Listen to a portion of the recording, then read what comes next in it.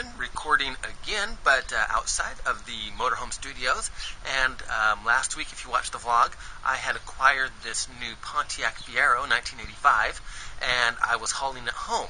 So I appreciate those who enjoyed the conversation with me all by myself with a camera from last week's episode. So I was going to go a little bit more over this, but today you'll notice my hair isn't done right because I wanted to retrace a few steps from within Dragons Amongst Men, the first book of the Dragonvale series, where it goes through the Westgate area, which is a big part of the book. And this way you can kind of get a feel of the book a little bit more. So I'll be doing a lot of cuts in, cuts outs with this week's vlog. But I'll go over the car again and what I've exactly been able to do this week. First off, you'll notice it's well off the ground. I actually had the back end of it up really, really high. And that's the inside of the front. There is no engine in the front of the Fiero because it is a mid-engine car. I did have to put these bolts back on, these back on, so that the hood will hold itself up.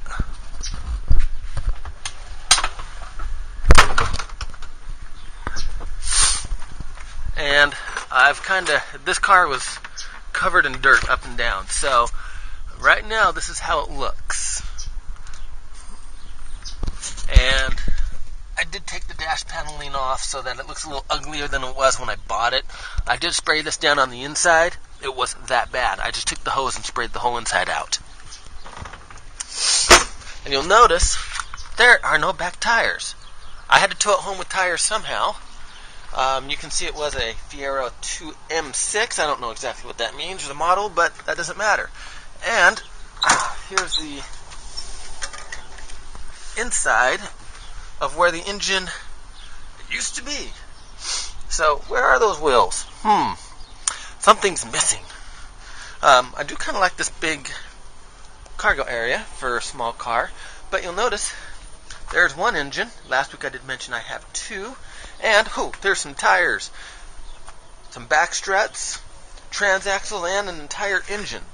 I am working on taking off the engine. It was a lot of work to get this thing out. But it's just a big cradle holding the transmission, the transaxles, tires, struts, and the engine all together. So literally it was just 3 bolts on each strut and then 4 bolts.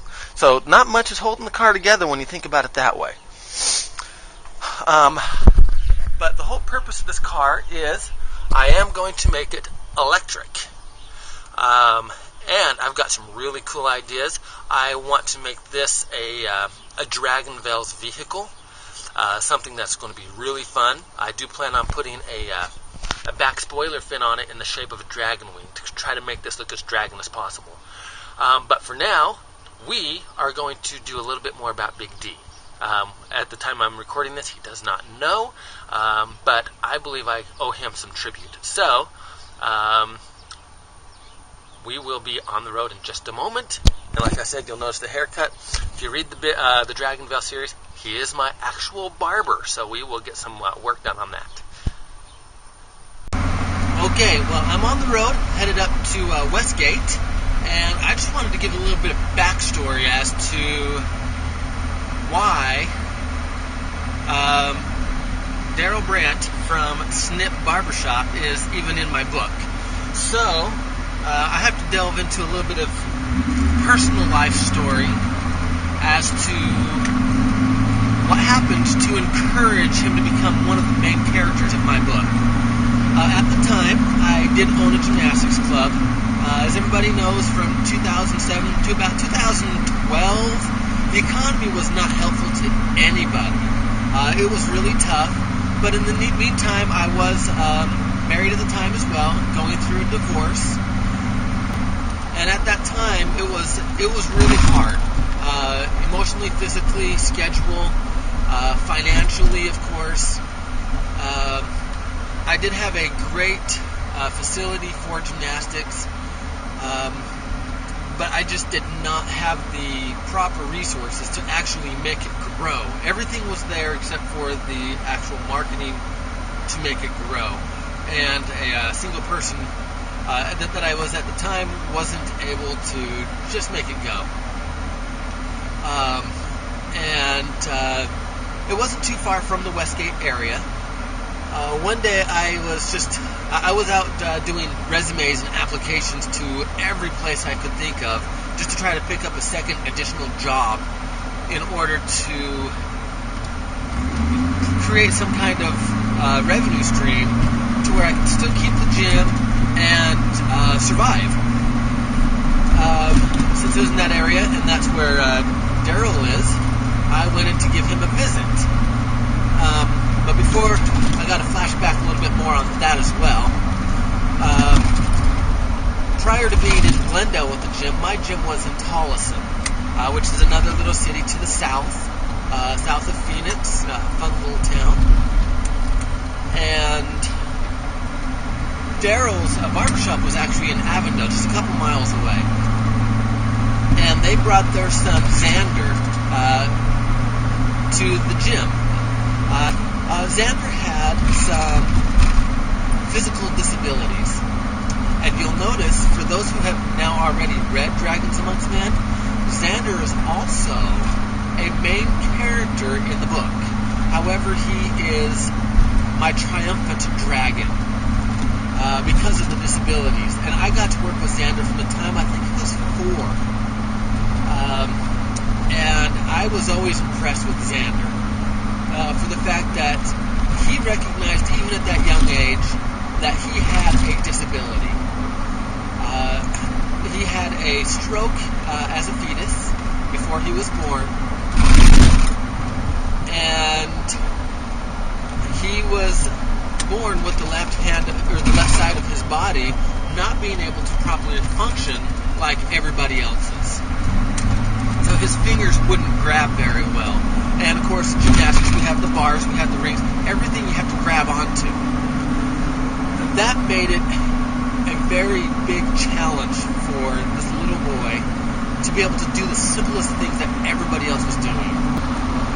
The one thing I liked about Xander is, even though at such a young age he could acknowledge the disability, he tried anyway. It was really easy for him to say, I can't do it because I have this limitation. In his head, you could see it. In reading his eyes, you knew it was there. But he had this determination to still say, I'm just as human as everybody else. I can do this. And from a coach's standpoint, I was very impressed with such a small yet strong personality. And not just that, but Xander, Xander, is an awesome dragon name. So he was from the book character. He had a disability from a cracked shell, but in the book, the real dragon had a magical disability, and that did play on Xander's mind, the dragon, and his ability to play in the Dracon Challenge. And the one thing that Sliverball says in the book, which I, from Xander's real gymnastics coach standpoint, believed, was he learned to never quit. And I was impressed and amazed by that. But back to the 4 story with his dad, Big D, or Daryl. So I was going through a struggling time myself. And so I go in, I wasn't expecting a haircut. I had no money at the time. I was negative, overdrawn accounts, just trying to make something happen. At that time, my perspective was, if I can just get 20 more students, I think it was about 20, I would at least be able to break even, and 15 or another 15 beyond that. So if I got 35 more students, which in a city of 40,000 people isn't a big number, then I would be able to make a living for myself and survive. So I just go in to say hi to Daryl, and he said, I look like shit. Kind of like right now. Which is why I'm going this way. It was inspired off of Daryl. Thanks, Daryl. He said, sit down in my chair and I'll give you a freebie haircut right now. He said, you really need it. And felt like that was one of the most gracious things anybody had done for me in my situation. I was desperately and seriously looking for help everywhere. Everything I'd worked for, all my dreams, my hopes, they literally were disappearing. And I didn't know how to handle that. And when I left Daryl, I felt acknowledged, recognized, and appreciated as a person. And then I became loyal to Daryl. Even though my little sister Mariana is a cosmetologist, she lives closer. And I mean, she did my hair for years. I love her. She used to teach cosmetology at a couple of beauty schools here in the area. But there's something about a guy going to a barber. You gotta admit, there's something great about barbershops, especially when they're cool like Daryl. And so he asked me, I think it was a month or so later, what was going on.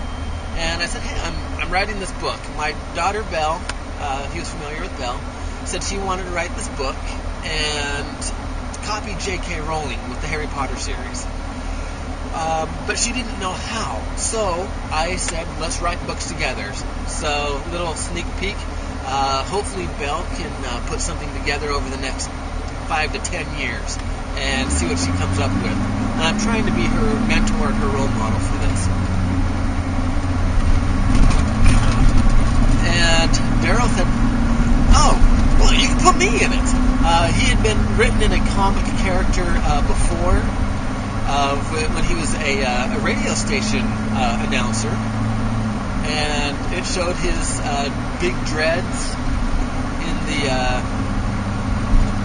in the comic book, and it was really fun to see him. It's like, this would be the second publication I've been in for being me.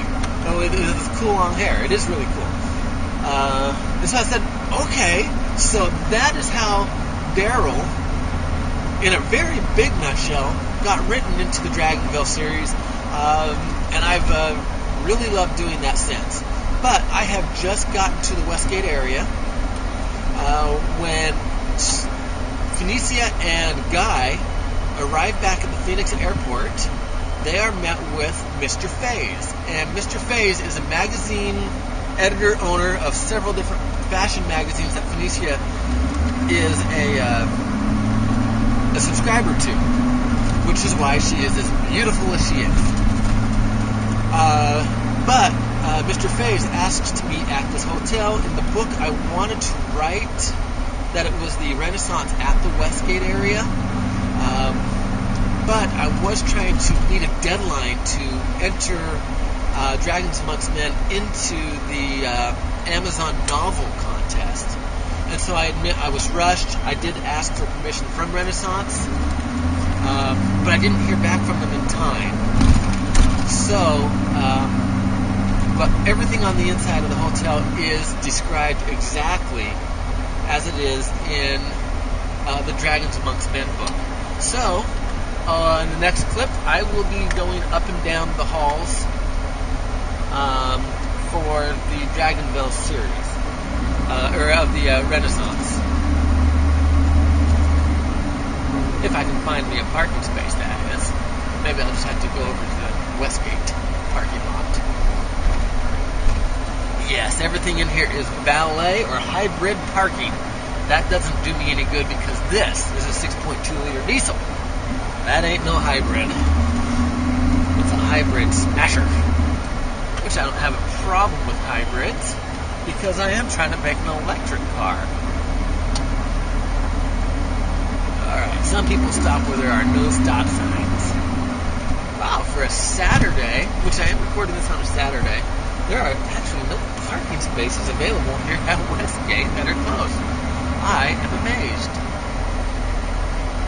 Alright, well, I will see you in just a minute once I'm inside the Renaissance Hotel.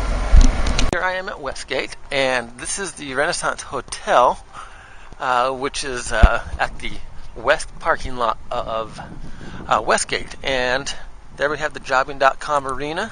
Just on the south side is the Cardinals football team stadium, Jobbing.com.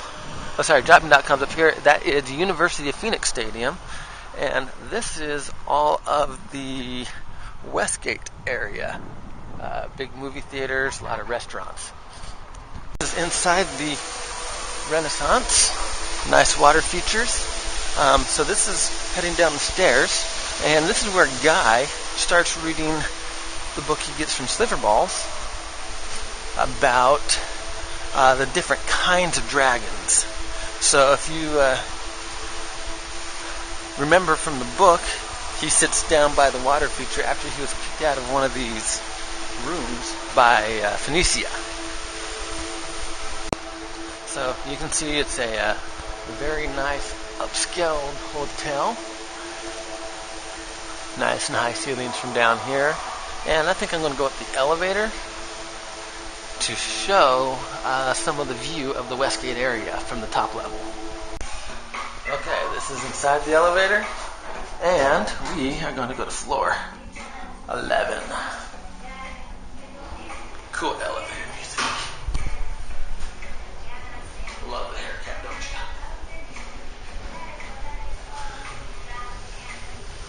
don't you? Alright, so coming out on the 11th floor. This is the Glendale area, and that is all the Westgate. You can see all their cool water pumps for air conditioning. And where's the Suburban? It's down there in the parking lot somewhere, unless somebody stole it already. Oh, it's hidden behind the tree.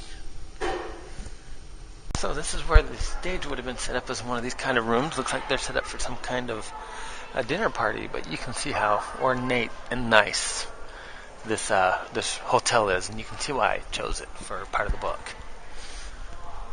Okay, after Phoenicia had settled her negotiations with Mr. Faze, she then takes this really quick walk over to their favorite Irish saloon, is how I word it in the book, only because I didn't want to use another entity's naming in the book. So you can see there's the jobbing.com and how quick of a walk it is. So once you leave the Renaissance Hotel, how close it really is to what's called McFadden's, which I do enjoy coming sometimes on a Thursday, Friday, or Saturday night, where they've got DJ Screwballs playing.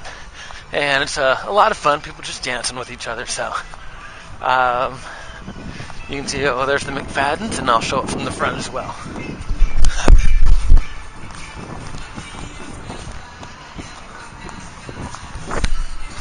So this is the main area of Westgate. Sorry if there's a little bit of a wind. Oh, there's a new score, Whiskey Rose, Hell's Half Acre. And then this is McFadden's here on the right, where they open these doors up, they move all the tables out of the restaurant and do a big mosh dance late at night. Looks like they've only got one set of fountains working. So that's the inside of McFadden's. I'm not going to go in there today because then I have to buy lunch. But I've been impressed with this Westgate area. And here's the main entry into the jobbing.com arena. And after the interview in the book, Phoenicia says, let's go ride the bull at our favorite steakhouse, and that would be right here at the Saddle Ranch Chop House in Glendale. So it's a cowboy-like bar.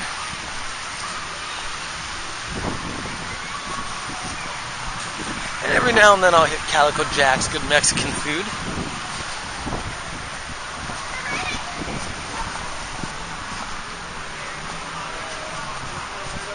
So, when they are headed out to Canyon Lake, this is the road that they drive the motorhome on to drive all the way from the west parking lot to the east parking lot.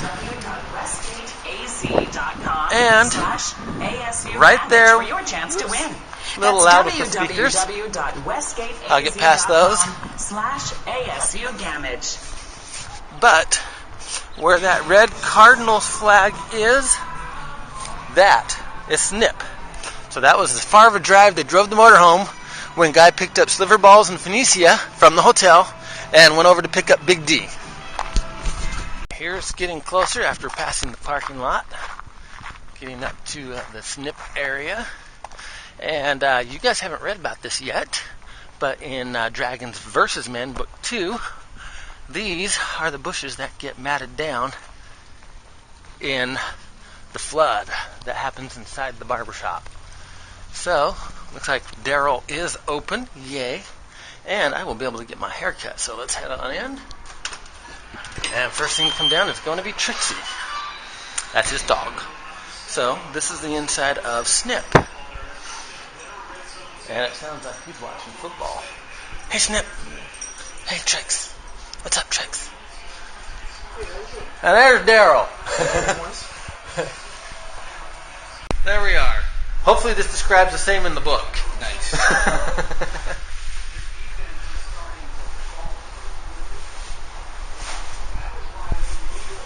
What are we doing with your hair today? The always. Make me look good. Hit the Phoenicia standard if you've read the book yet. Right. I've actually been reading it. Well, I am back at the Motorhome Studios for the day and finished up with Big D, and he made me look a lot better, a lot nicer and short. I haven't gone this short in a long time, so make sure you remember to subscribe down below to this channel. Please share it with your friends. I hope you've enjoyed this week, and again, I hope you have another great week.